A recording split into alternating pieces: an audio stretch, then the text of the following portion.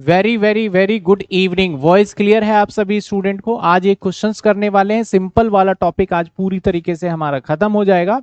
आज जो हम क्वेश्चंस करने वाले हैं दैट इज जिसके अंदर आपको स्टॉक अकाउंट बनाना पड़ता है, वो क्वेश्चन करेंगे। तो आज का टॉपिक है हमारा, आपके बुक का इलिस्ट्रेशन नंबर 9.13।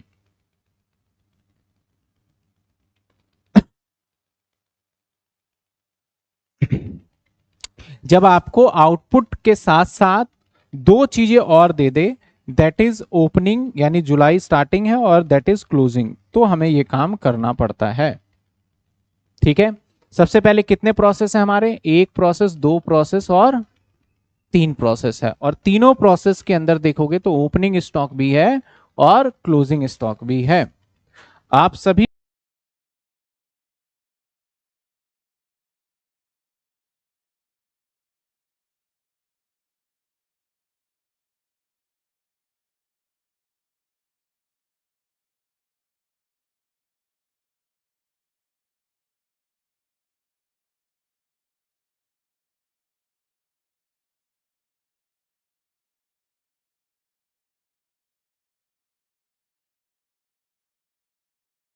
आप सब इतने क्वेश्चंस को ध्यान से पढ़ते रहिए, फिर मैं एक बार समझाऊंगा। पर्टिकुलर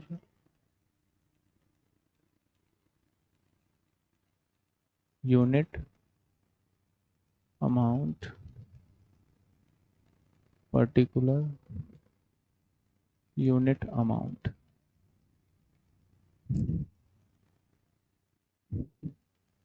कितने अकाउंट बनेंगे? नंबर ऑफ, एक बन गया हमारा प्रोसेस वन है, ए अकाउंट। एक हो गया स्टॉक ए अकाउंट। दूसरा हो गया प्रोसेस बी अकाउंट। तीसरा हो गया stock B account.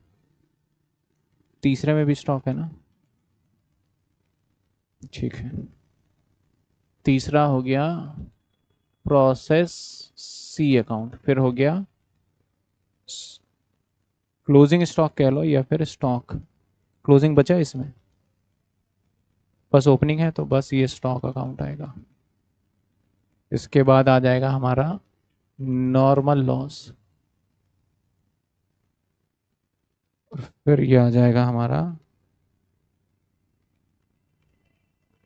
Abnormal gain. इसका एक और नाम क्या था? एबनॉर्मल क्या नाम था इसका? Abnormal effective. और इसके साथ साथ एक और अकाउंट बनाना पड़ेगा हमें, कौन सा? Abnormal loss. एबनॉर्मल, तो कितने अकाउंट बन गए आपके? तीन और दो पांच, दो सात और दो नौ, टोटल 9 लेजर बन गए। इसके अंदर पी एंड एल नहीं बनाना आपको, ठीक है ना? लास्ट क्लास में एक मेरे पास ओल्ड रिकॉर्डिंग था जो मैंने डाला, आप सभी ने देखा भी होगा उसको, तो उसके अंदर पी एंड एल वाला था। चलिए अब क्वेश्चंस को पढ़ते हैं आराम से और समझ समझ के हम एक एक पॉइंट को करते जाएंगे। कहता है the product of a company pass through three different process. मतलब कोई भी प्रोडक्ट था, तीन प्रोसेस से गया, एक दो तीन। And see it is ascertained from past experience wastage is process. हमें वेस्टेज या कह लो नॉर्मल लॉस जो मिला वो मिला प्रोसेस ए में पास्ट एक्सपीरियंस के हिसाब से कितने परसेंट का नुकसान हो जाना है? 2%। प्रोसेस बी में कितना नुकसान हो जाना है? 5%। प्रोसेस सी में कितना नुकसान हो जाना है? 10%। ये तो हो गई नॉर्मल लॉस की बात। तो ये जो सारे रेशियो दे रखे हैं, परसेंटेज दे रखे हैं आपको, ये है हमारा नॉर्मल लॉस। कहता है the percentage of wastage each case compound on the basis of number of entire the process concern. मतलब जितना हमारा इनपुट डलेगा उस पर कहता है percentage of wastage in each cases, मतलब A B C is computed on the basis of number of unit entering the process concern. Entering का मतलब जितना इस प्रोसेस के अंदर इनपुट डालोगे उसका होगा परसेंटेज। ठीक है। कहता है the wastage of each process scrap, यानी भैया जो नॉर्मल लॉस बिकेगा, the wastage A and B sold at 1 rupees and C का 4, यानी इन दोनों का जो वेस्टेज होगा 1 रुपए के हिसाब से बिक जाएगा, और ये कितने के हिसाब से बेच रहा है, 4 के हिसाब से बेच रहा है। यहां तक सभी बच्चों को क्वेश्चंस क्लियर हो रहे हैं। आगे कहता है the company give the following information, क्या देता है, 2000 यूनिट क्रूड मटेरियल वर इंट्रोड्यूस। क्रूड क्या होता है, कच्चा तेल होता है, कच्चे तेल को क्या बोलते हैं, क्रूड। 2000 यूनिट हमने इंट्रोड्यूस किया है प्रोसेस ए में, जिसकी कीमत 8 रुपए 1 यूनिट के हिसाब से था। यानी जो हमारा प्रोसेस ए बन रहा है, यहां पे हमने इनपुट डाला, कितने यूनिट डाले, 2000, और 1 यूनिट कितने का, 4 का, तो यानी इनपुट कितना डल गया हमारा, 8000 डल गया। ठीक है।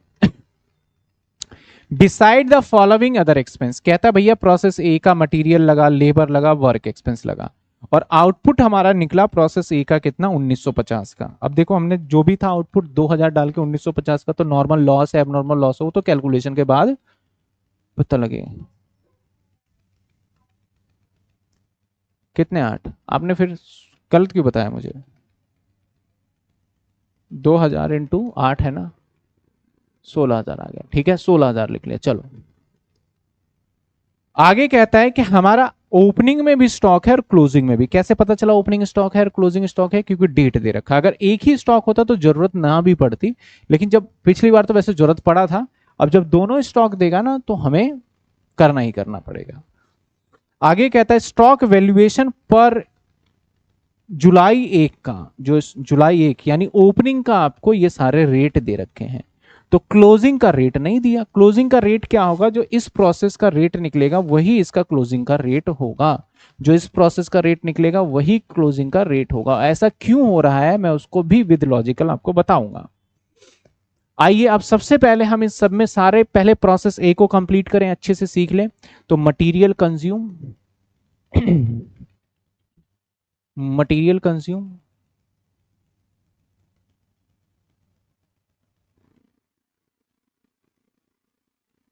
कितने मटेरियल कंज्यूम, 8000। डायरेक्ट लेबर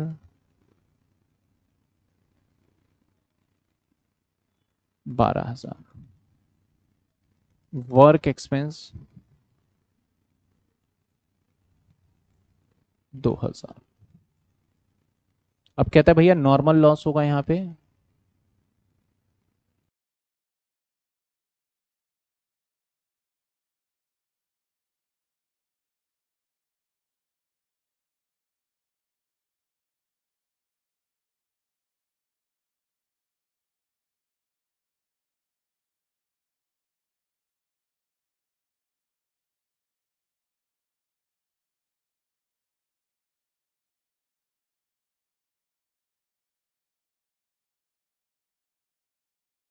चालीस, तो बतना कितना चाहिए था, 1960, लेकिन क्वेश्चन कहता है बने कितने, 50। मतलब क्या हुआ, 10 का आपका एबनॉर्मल लॉस हो गया। अब क्या निकालना होगा आपको, रेट निकालना होगा। रेट कैसे निकालोगे बताओ, टोटल कॉस्ट करोगे पहले,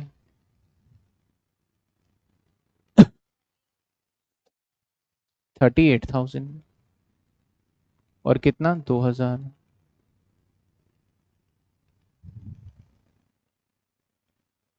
2000, 38, तो रेट निकलेगा 38,000 माइनस में कितना, 40, डिवाइडेड बाय कितने, 2000, माइनस में कितने, 40, तो क्या रेट आया,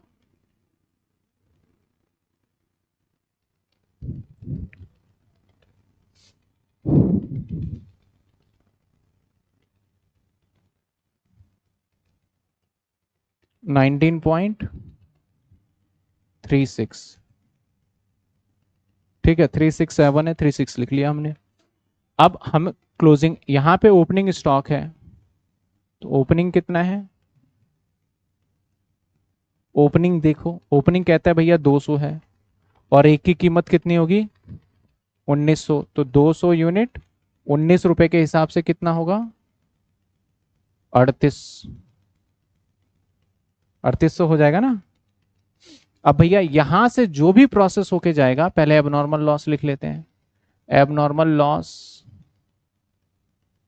ABL लिख रहा हूं मैं। कितने यूनिट थे? 10 यूनिट। किस रेट के बिकेंगे ये भाई ये 19.36, यानी कितना हो जाएगा? 190 हो जाएगा, 93 मान लो, है ना? 193 ही हो जाएगा ना? हाँ, तो 193 मान लेते हैं। और ये पता है कहाँ चला जाएगा? बाय स्टॉक ए में चला जाएगा। अब ये नेक्स्ट प्रोसेस में नहीं जाएगा, ये पहले जाएगा स्टॉक ए के अंदर। अब ए स्टॉक की बात करते हैं तो कितना आएगा हमारा? 2050, 1950। और अगर हम इसको इधर ले, एक सेकेंड रुकिएगा, आ गया 200 और 3800। ठीक है, अब हम कहाँ थे? हाँ, किसका? हाँ, स्टॉक का अमाउंट लिख रहे थे ना, 38,000, 37,767, 37,767 टू। अब आ जाएगा हमारे कहाँ से? प्रोसेस नंबर ए से। कितने यूनिट आए भाई? 1950 यूनिट आए। कितने कीमत का? 37,767। ठीक है, इसके बाद बाई साइड में आ जाओ। बाई साइड में सबसे पहले आपका बाई साइड में लिख लो क्लोजिंग। क्लोजिंग कितने यूनिट है? अब समझना थोड़ा सा कॉन्सेप्ट, ये क्यों हो रहा है, नहीं हो रहा है, कैसे हो रहा है, नहीं हो रहा है। अब हमारे पास यहां पे ध्यान देना, हमारे पास यहाँ पे एक तो था, मान लेते हैं कि 1 तारीख का स्टॉक, एक का है ना, 1/7 जुलाई है ना, 1/7 का था। अब 1/7 का हमारे पास जो यूनिट था वो कितना था? 200। फिर हमारे पास मान लेते हैं कि हमने बनाया तो मान लेते हैं 20 तारीख को, 20 तारीख मान रहा हूँ, 20 तारीख तक माल बन गया। कितने यूनिट बना लिए? 1950। और हमारे पास जो बच गया वो बच गया लास्ट में 31/7 को। कितने यूनिट बच गए? 150। अब ये जो 150 यूनिट बचा है इसका रेट नहीं दे रखा। 19 में हमें कोई दिक्कत ही नहीं है, जो 200 यूनिट दे रखा है उसका रेट है, और जो हमारा 1950 बना है उसका भी रेट है। प्रॉब्लम कहां है सर? 150 का रेट नहीं है। तो अब ऐसा हो सकता है जो ये यूनिट बिका हो, हमने कितना, अब सबसे पहले कितने यूनिट नेक्स्ट प्रोसेस में गया? नेक्स्ट प्रोसेस में पता है कितने यूनिट चला गया आपका? आपके पास शुरू में था 200 और आपने 1950 बनाए, तो टोटल कितने हो गए आपके? 2150, जिसमें से आपने कितने बचा लिए? 150। तो नेक्स्ट प्रोसेस में आपका 2000 जा चुका है, यानी आप 2000 यूनिट बेच रहे हो। तो 2000 यूनिट बेचोगे तो मे भी पॉसिबल है कि ये वाला 200 बेच दोगे और इसमें से 1800 बेच दोगे। तो जो 150 बचा वो किस में से बचा? 1950 में से बचा। तो उसका रेट भी कौन सा लगेगा? समझ रहे हो मैं क्या बोल रहा हूं? 1950। और 1950 का रेट आपने निकाला, जो कि क्या निकाला है?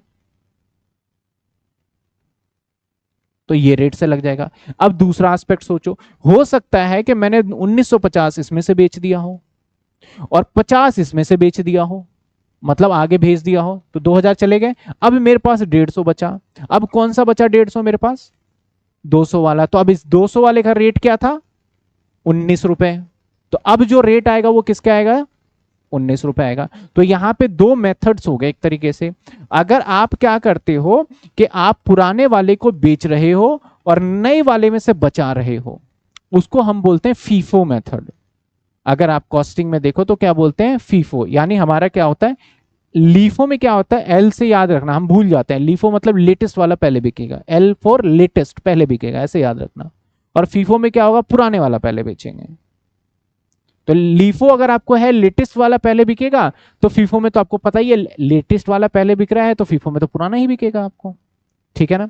तो अब हम जो फॉलो कर रहे हैं यहां पे, मैंने बोला कि जो इसका रेट रखना ना, वो रेट रख लेना 19.36 रखना। तो इसका मतलब मैंने क्या करा, नए वाला नहीं बेचा, मैंने पुराने वाला बेचा। तो ये जो सॉल्व हो रहा है प्रॉब्लम, एज पर किसके हो रहा है? ये फीफो। अब कोई बच्चा बोले सर क्वेश्चन में तो नहीं बोला ऐसा।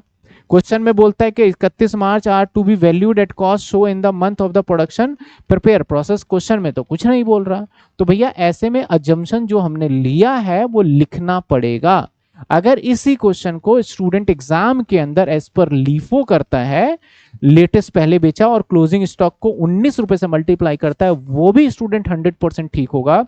और जो बच्चा 19.36 से कर रहा है वो भी क्या होगा, 100% ठीक होगा। किसी का आंसर गलत नहीं होगा, बशर्ते दोनों ही स्टूडेंट को नोट देना पड़ेगा कि वी हमने इसको आंसर को जो करा है एज पर फीफो मेथड, हमने कौन से मेथड कर दिया, फीफो मेथड, तब हमारे आंसर में कोई कमी नहीं रहेगा। अब चला जाएगा ये पता है किसके अंदर, ये चला जाएगा प्रोसेस बी के अंदर, यहां से जाएगा प्रोसेस बी में, यहां से नहीं जाएगा, यहां से जाएगा प्रोसेस बी। कितने यूनिट भेजोगे प्रोसेस बी में, 2000 यूनिट, ठीक है ना। तो अब टोटल कर लो फिर देख भी लो आप। ये हो गया हमारा 2150,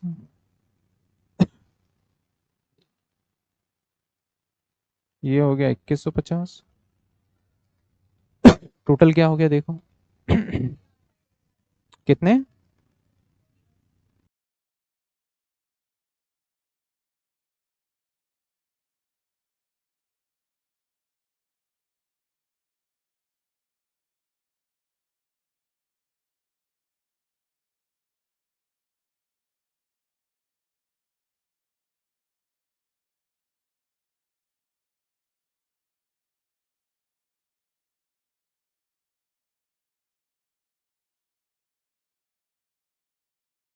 रुपए 36 पैसे वाला भी सामान है, तो वो एवरेज वेवरेज करके होगा। तो ऐसा रेट आप मत सोचना, इसको इससे मल्टीप्लाई करोगे।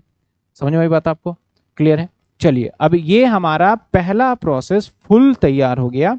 दूसरा प्रोसेस इसी का कॉपी होना है, तीसरा प्रोसेस इसी का कॉपी होना है, एबनॉर्मल लॉस अकाउंट आता है। तो पहला प्रोसेस अगर आपको समझ में आ गया है तो सेकंड और थर्ड प्रोसेस भी आपको आराम से समझ में आ जाएगा। समझ में आई बात आपको। तो आइए सेकंड प्रोसेस पे चलें। सेकंड प्रोसेस में क्या कहता है, आइए सेकंड प्रोसेस में फिर हमारे पास आएगा यहाँ पे टू प्रोसेस ए से आएगा।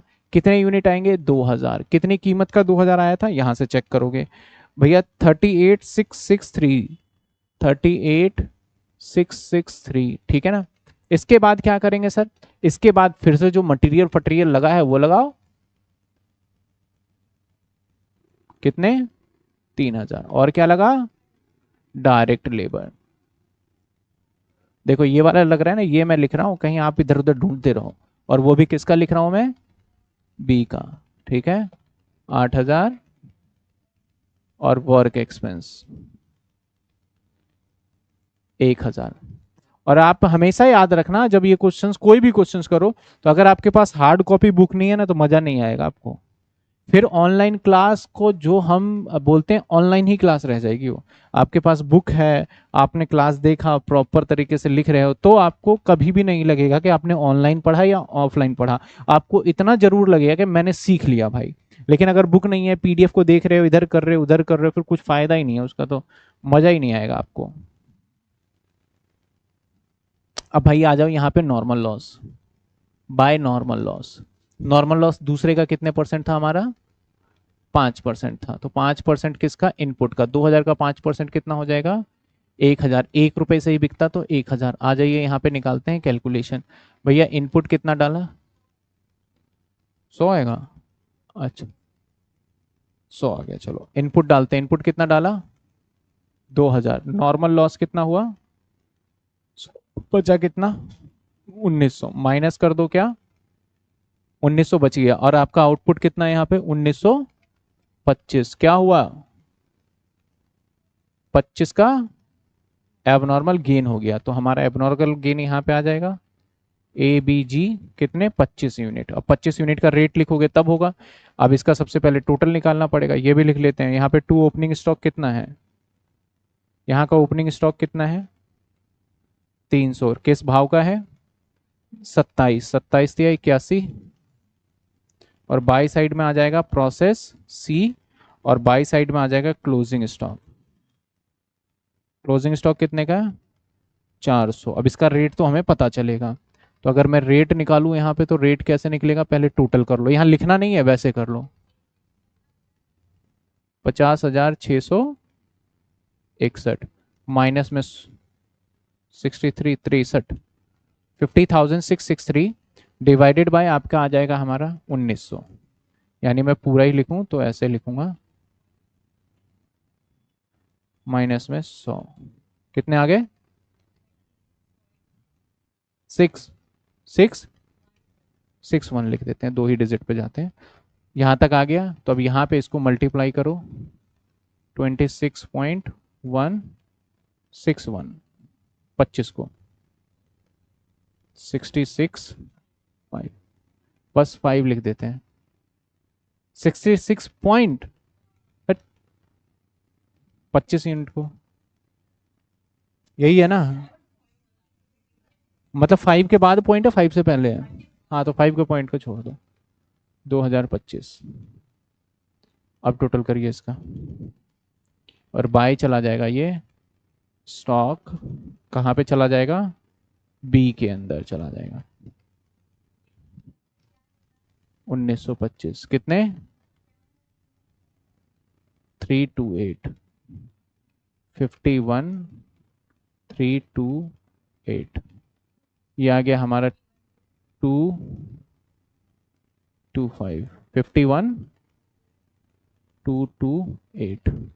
अब स्टॉक में आ जाएगा हमारे पास प्रोसेस कहाँ से, बी से। प्रोसेस बी से कितने यूनिट आए, 1925, कीमत कितने, 51228। अब जो भी होगा बचा हुआ कहाँ चला जाएगा, प्रोसेस नंबर। अगर यहाँ पे मैं निकाल के दिखाऊं तो भैया शुरू में थे 300, बनाए 1925, बने कितने, 19 3 22, 2225, और बोलता है 400 बच गए तो 1825 नेक्स्ट प्रोसेस में चला जाएगा, 1825। तो अब 1800, पहले 400 का रेट निकाल लो, 400 का रेट आएगा एट द रेट 26.61, टोटल 10,644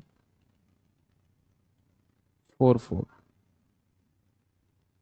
आगे इसका टोटल कर लीजिए, 59,328, 59,328। अब माइनस करके डिफरेंस 48,684। समझे, प्रोसेस 2 भी खत्म हो गया, प्रोसेस 2 भी खत्म हो गया, बिल्कुल सही विवेक आपका आंसर, प्रोसेस 2 भी फिनिश्ड।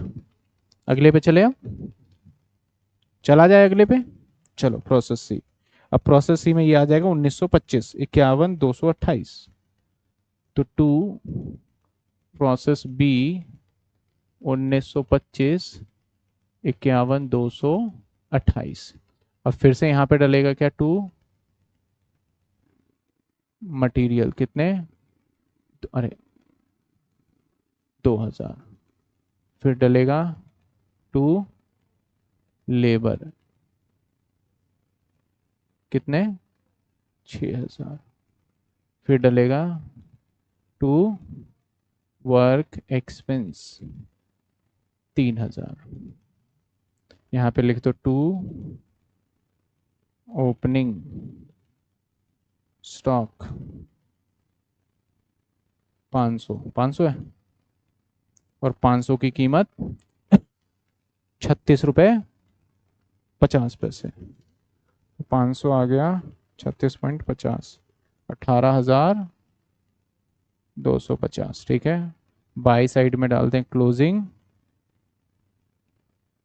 है 0, कुछ नहीं है क्लोजिंग, ठीक है, सारा ही बिकना है।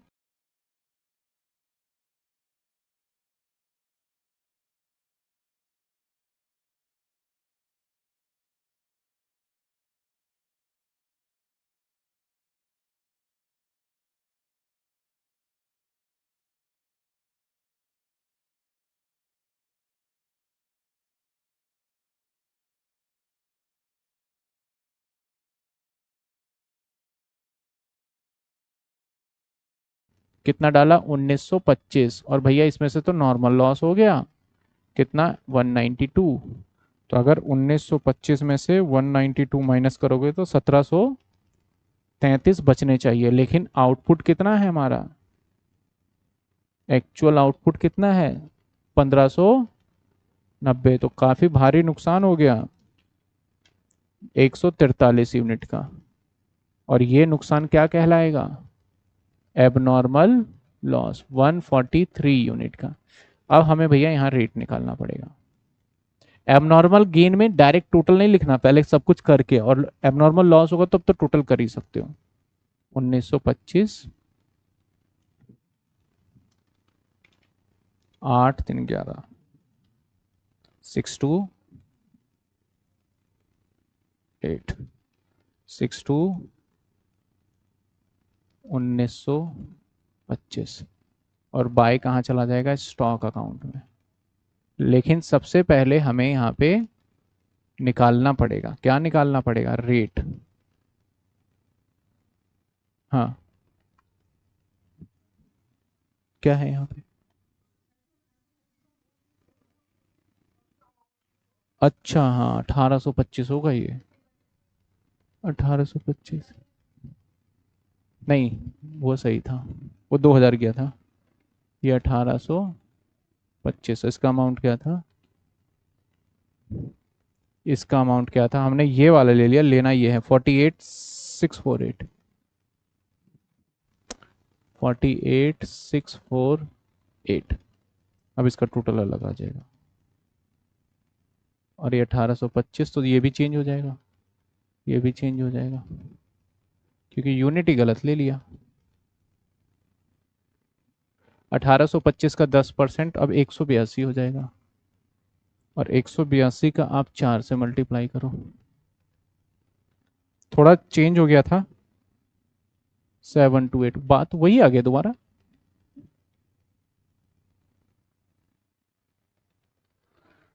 इसके बाद यहां से भी नॉर्मल एबनॉर्मल अलग आएगा। ये था हमारा 1825, 182,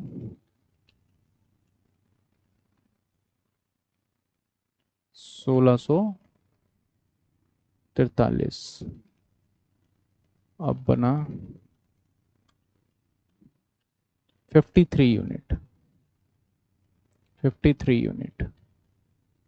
अब रेट निकाल लेते हैं, टोटल बताओ, 48, कितना आया, 59,648,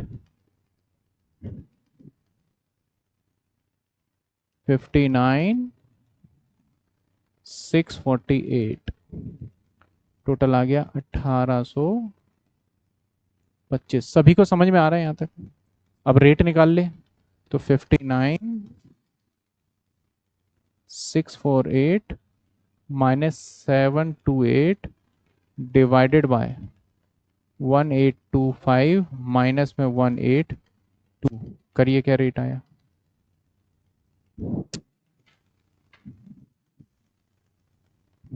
सर प्रोसेस बी में ए ही शो करना है, फिर स्टॉक ए भी शो कर सकते हैं, प्रोसेस बी में ए,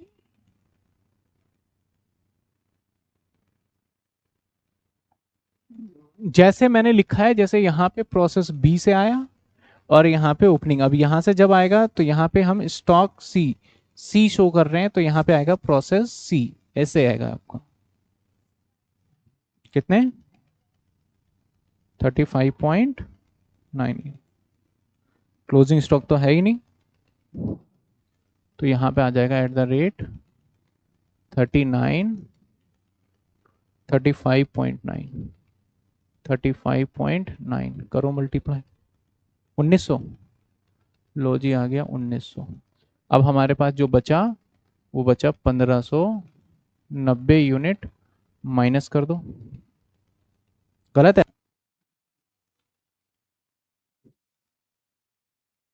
1902 आ रहा है,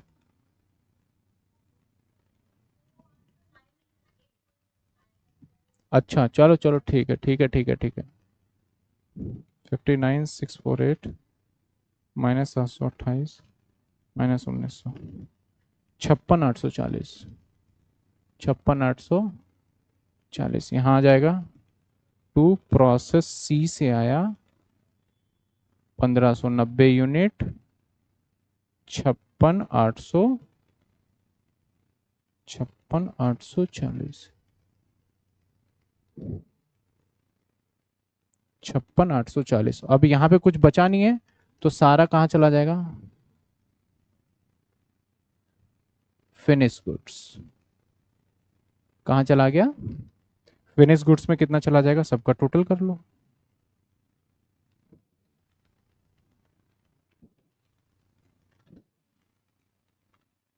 2090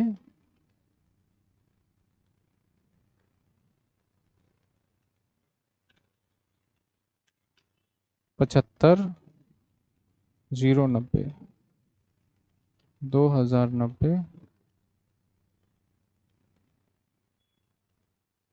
75,090। ये हो गया हमारा तीनों अकाउंट रेडी।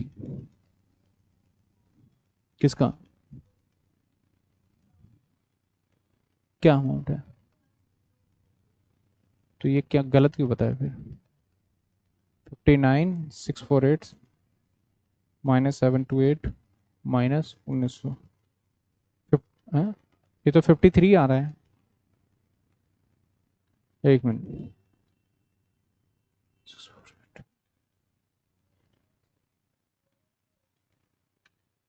57,020 आ रहा है ना? 57,020 तो ये भी आ जाएगा 57,020। तो ये भी आ जाएगा। एक जगह देखते हो गलती करने का कितने जगह करेक्शन?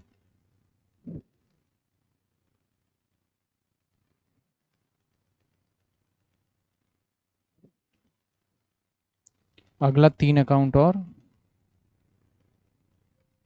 अगला अकाउंट कौन सा बनाएंगे? एबनॉर्मल।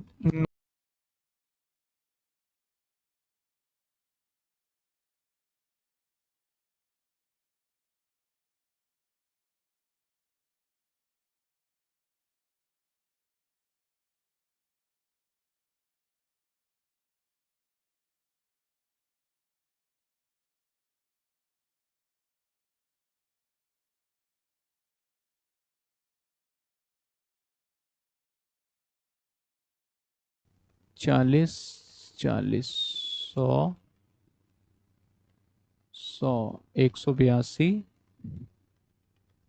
182 728। ठीक है। अब एबनॉर्मल लॉस का लिखते हैं। बाय प्रोसेस बी में था, कितना यूनिट था प्रोसेस बी में? 25,665। तो 25 यूनिट 665। अब आ जाओ यहाँ पे एबनॉर्मल में। ये किस में था? प्रोसेस ए में था। और किस में? प्रोसेस सी में था। ए में कितने थे? ए में था 10,193 और इसमें 53,1900। 10,193 53 और 1900। यहां तक बस मैंने पोस्टिंग किया है। क्लियर है? अब इसको बेच दें। बेचने में कोई भी वर्ड लिख सकते हो, जैसे मैं बाय में लिख सकता हूँ बाय, कैश भी लिख सकता हूँ, स्क्रैप सेल भी लिख सकता हूँ। तो ये 40 यूनिट बिके होंगे 40 के भाव के। हाँ तो 40 ही तो लिखा है वो नॉर्मल। हाँ।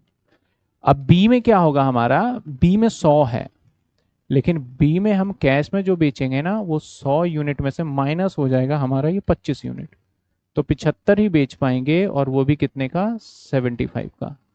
और बाय सी में कैश में बिकेगा, सी में वो 182 बिक जाएगा 728 का। और जो बाकी आ जाएगा वो आ जाएगा एब नॉर्मल गेन, या इफेक्टिव भी बोल सकते हो। कितने यूनिट आ गया एब नॉर्मल गेन में हमारा? सर 25 यूनिट और 25 रुपए। अब दोनों साइड मैच।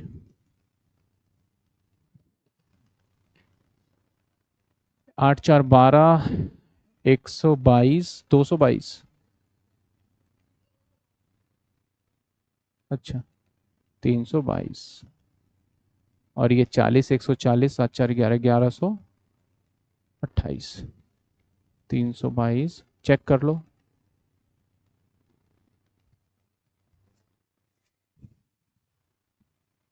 800 4। अच्छा 800 मैं 400 कर दे। कितना आएगा? 800 68। अब यहाँ पे क्या आ जाए, नॉर्मल लॉस कितना, 25 और 25। यहाँ पे आ जाएगा 2 CPL, 25 25, 625 65, ये कितना आ गया, 640, 640, कितने आ गए, 640। आ जाइए अब इसमें 63/19/2093, 63/2093। अब इसे बेचेंगे, बाय कैश में बेच दो या स्क्रैप लिख दो। कितने, 10 यूनिट। प्रोसेस ए का था तो 10 यूनिट कितने का बिका होगा, 10 का। बाय कैश, प्रोसेस सी का था कितने यूनिट, 53 यूनिट, कितने का बिकेगा, 4 रुपए का बिकेगा। तो 4 रुपए में कितने हो जाएंगे, 4 × 3 = 12, 213, 212, 12। सी का 53। अब जो बचेगा वो चला जाएगा CPL, costing profit and loss, मतलब जो भी बच गया नेट इफेक्ट उसे प्रॉफिट एंड लॉस में हम भेज देंगे। तो कितना बन रहा है प्रॉफिट एंड लॉस में, देखो 2093 -10 माइनस 1871, 1871। चलो मैं इस क्वेश्चन को अगर मैं बोलूँ कि चल भाई मेरे को पी एंडल भी बना के दिखा दे इसी क्वेश्चन में, तो एक पी एंडल भी बना लेते हैं। मैंने बोला आपको बनाने के लिए कि भाई पी एंडल बना, तो बना लेते पी एंडल, वैसे लास्ट क्लास में था। और पी एंडल बनाने के लिए बस मुझे सेल वैल्यू लिखना पड़ेगा। मान लो मैं सेल 50 रुपए का कर रहा हूं,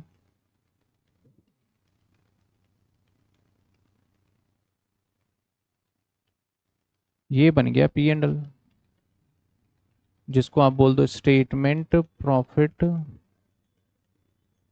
एंड लॉस।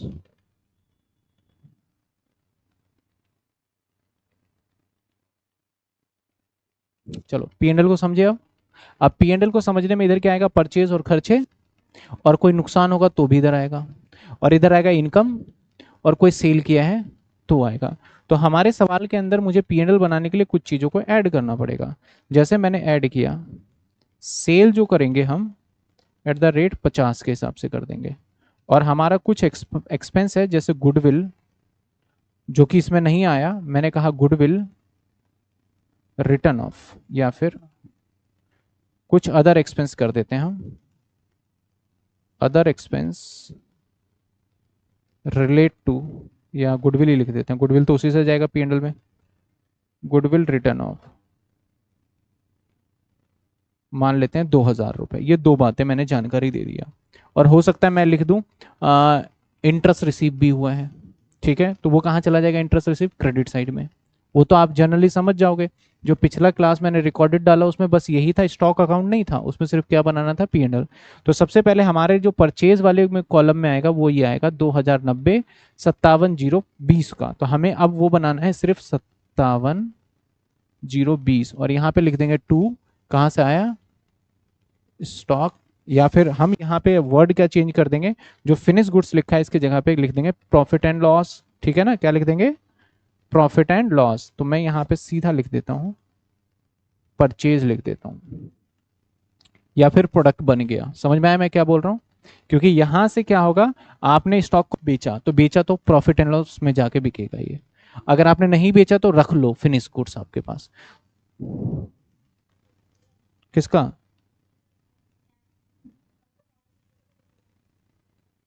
टोटलिंग भी करें क्या, ये टोटल गलत है।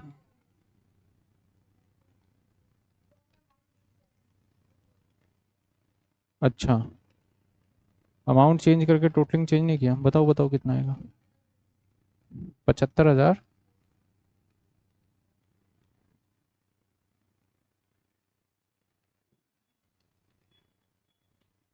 चलो इसका यूज नहीं हुआ कहीं,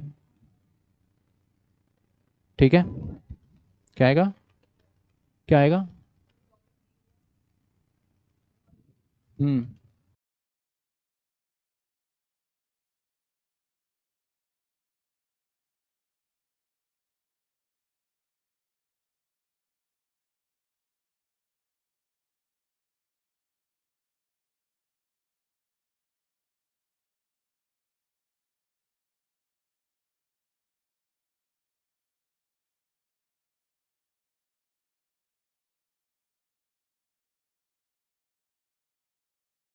जब आप कैलकुलेशन करेंगे तो उसको 4 लिख के ही करेंगे तो आगे आपका हो जाएगा। ठीक है, आइए तो हम क्या कह रहे थे, 50 रुपए यूनिट के बेचे, कितने, 1990, जो कि 75,270 था। तो अब यहां पे मैं कर देता हूं 75,270, 75,270। अब यहाँ पे कुछ एक्सपेंस भी था, गुडविल रिटर्न ऑफ, कितने का था गुडविल रिटर्न ऑफ, मैंने सवाल में बोला कि 2000 मान लो, ऐसे ही मैंने मान लिया 2000, क्वेश्चन में नहीं था। अब बाय साइड में क्या आएगा, सेल आ जाएगा। सेल कितने यूनिट करोगे आप, सेल आप यूनिट करोगे कितने, 2090 यूनिट, कितने, 2090 यूनिट। मैंने बोला 50 रुपए का बिक रहा है तो 50 के हिसाब से बेच दो, कितने का बिका, 1,00,000, 1,04,500। और मैंने और कुछ तो बताया नहीं। अब बात करते हैं इससे, तो इस एबनॉर्मल से हमें फायदा हुआ तो फायदा बाय साइड में चला जाएगा, बाय एबनॉर्मल गेन कितने का हो गया, 600। और इससे नुकसान हुआ तो टू साइड में आ जाएगा, एबनॉर्मल लॉस 1871। ठीक है, अब बस टोटल करके नेट निकाल लो आप,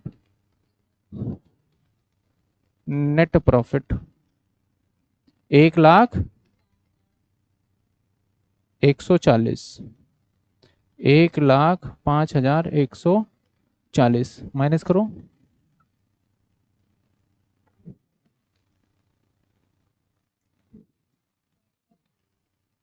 25।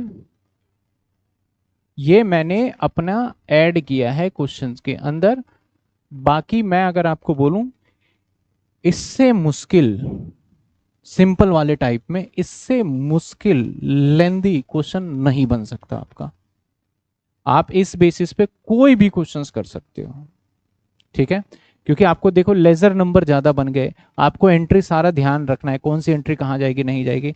हालांकि मैंने लास्ट क्लास के अंदर आपको पिछले साल वाला क्वेश्चन कराया था, तो आपने देखा उसके अंदर जस्ट स्टॉक नहीं था, उस पैटर्न पे मैंने बोला इंपॉर्टेंट। बाकी आप इस क्वेश्चंस की प्रैक्टिस करिएगा, इससे मुश्किल नहीं बनेगा। लेकिन आप जो बच्चा बोलता है कि मैं सब कुछ करके जाना चाहता हूं, तो डेफिनेटली इसको आप करके जाइएगा। क्लियर है सभी बच्चों को ये? तो ये था हमारा क्वेश्चन नंबर 1 था सिंपल। तो हमने जब टॉपिक स्टार्ट किया था तो टॉपिक में हमने इस टॉपिक को 2 पार्ट में बांटा था। दैट इज पार्ट नंबर 1 जो रखा था हमने, वो रखा था सिंपल, जो कि खत्म हो गया। इस सिंपल में भी एक छोटे से कॉन्सेप्ट रह गए हैं, जैसे ये एक्स लेट करके करना पड़ता है हमें, जब हमें आउटपुट का परसेंटेज होगा वो रह गया, वो मैं कर लूंगा। पहले मैं ये वाला पार्ट डन कर चुके हैं हम, या तो फिर मैं एक्स वाला कर लूंगा तो डन कर दूंगा इसको। फिर WIP मेथड के अंदर तीनों मेथड सीखने होंगे हमें। WIP वेटेड एवरेज भी सीखना पड़ेगा, लीफो मेथड भी सीखना पड़ेगा और फीफो मेथड भी सीखना पड़ेगा, तब जाके खत्म होगा।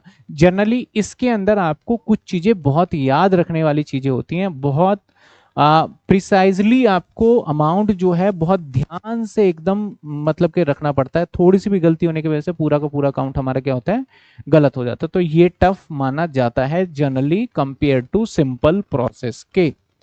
तो ये था हमारा ओवरऑल प्रोसेस की क्लासेस। अब अगली क्लास के अंदर हम क्या देखेंगे सर, अगली क्लास नेक्स्ट क्लास के अंदर हम पढ़ने वाले हैं प्रोसेस अकाउंट, या तो WIP या तो एक्स लेट करके 4-5 जो सवाल हैं वो हम देख लेंगे। अब आप प्रैक्टिस कहां से करें, मैं सिंपली बोलूंगा बुक के क्वेश्चंस प्रैक्टिस मत करिए, सीधा 10 ईयर के क्वेश्चंस उठाइए और 10 ईयर के क्वेश्चंस प्रैक्टिस कर लीजिए। दैट्स इट, बुक के क्वेश्चंस करने की आपको कोई आवश्यकता नहीं है। चाहे आपके बुक में प्रैक्टिकल प्रॉब्लम हो, चाहे बुक में आपके इलिस्ट्रेशन हो, उसको करने में आपका कर सकते हैं, लेकिन स्मार्ट प्रैक्टिस वही है। अब सीधा एग्जाम के क्वेश्चन, अगर एग्जाम वाले सारे क्वेश्चंस आ गए मींस आपको ये चैप्टर आ गया है। अगर वो नहीं कर पा रहे हो तो फिर आपको कॉन्सेप्ट देखना पड़ेगा। ठीक है, तो चलिए गुड नाइट, टेक केयर, मिलते हैं हम नेक्स्ट क्लास के अंदर। नोटिंग जरूर करिएगा, रिजल्ट मैंने कहा आपका बहुत जल्दी आ जाएगा। तो मिलते हैं हम नेक्स्ट क्लास के अंदर।